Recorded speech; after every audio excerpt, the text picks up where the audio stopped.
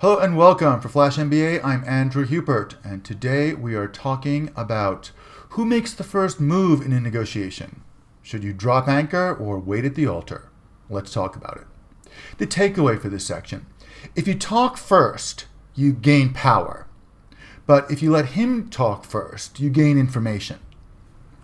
But either way you do this, you have to know what a win looks like, and you have to know when to walk away. Let's get started. Who talks first? Conventional wisdom. In the old days, the conventional wisdom was always let the other guy go first. Never make the first offer. And the logic here is that if the other guy talks first, A, you may gain some important information. B, his offer may be better than your best case scenario, than what you would have asked for. And third, you may learn something about his character. None of this is wrong. And this might all be true under certain circumstances, but it carries costs, and that's something that you have to think about. Other bits of conventional wisdom are that the seller always goes first and the buyer sits there in stony silence and assesses the offer, or that the person who is making the call, the person who's calling for the meeting, is obligated to make his offer first. Let's talk about the risks of letting him go first.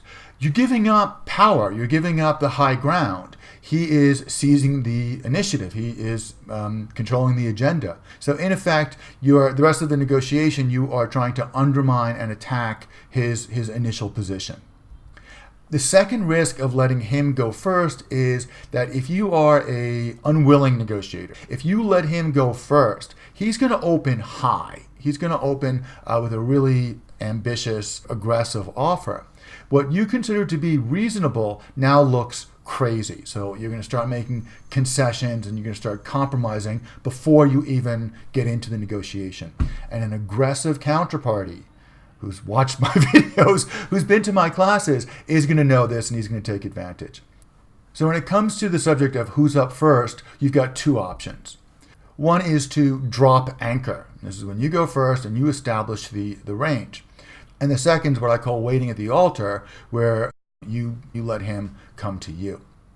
So let's look at each one of these in a little bit more detail. If you go first, if you drop anchor, then you're setting the range for this negotiation. It's not true just of price, but you get to do some other things that are really important. You get to talk about the variables that you want to talk about. It allows you to set the range for all future conversations and all the counter offers. You've now got that high position. He's got to march uphill to you. The catch is you have to drop anchor first, and it takes confidence, courage, and a great deal of preparation. And waiting at the altar also has some advantages, and some negotiators prefer this.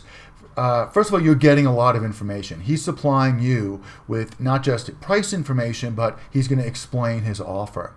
There's also a chance that his opening offer is going to be better than your best case. He's going to give you more than you would have ever asked for. If you don't know the market or you don't know the counterparty that well, you may choose to let him go first.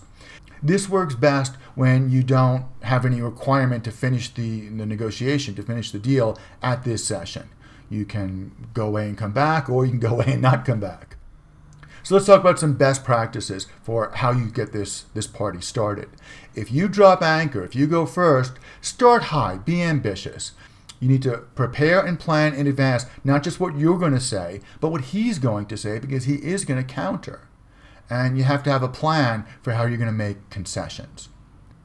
If you choose to wait at the altar, if you want him to go first, then you've got to A, plan on re-anchoring. You've got to prepare your best case, and you've got to find a way of injecting that into the conversation. And next, you want to have him explain his position thoroughly. If you're going to get information from him, let him do the talking. Let him explain. The caveats here, the basic rules are: anchor when it helps, even if it's difficult. Practice, prepare. And you don't even have to do it face-to-face. You can do it by email. You can do it over the phone. I've done it. If you're going to wait at the altar, then you need to, what you're doing is you're qualifying the counterparty. And you're learning more about not just the industry, but you're learning more about him, about what he considers to be fair and honest. Final word: if you do let him make the first move, and you receive information that changes the deal, stop. You don't have to shout a number back at him. You don't have to sign right then and there. Ask questions, get more facts, have him explain the position. Don't forget the goblin's first commandment of negotiation. Never talk and think at the same time. Think first, then talk. Thanks very much. I'll talk to you again soon.